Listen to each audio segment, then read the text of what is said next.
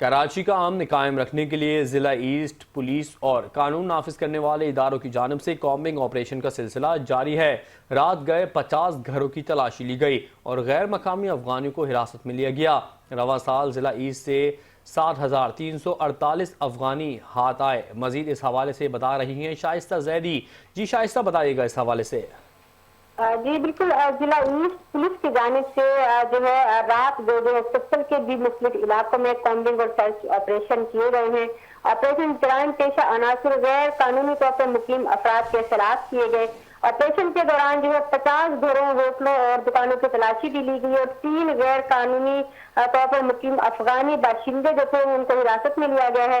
کارروائی کے دوران علاقے کے داخلی اور خارجی راستوں کو سیل کر دیا گیا تھا۔ گھروں، دکانوں اور ہوٹلوں کی باریک بینی سے جو ہے وہ تلاشی لی گئی۔ بایو میٹرک فلیش ڈیوائسز کے ذریعے سے متعدد مشتبہ افراد کی شناخت کی گئی اور تصدیق کی گئی۔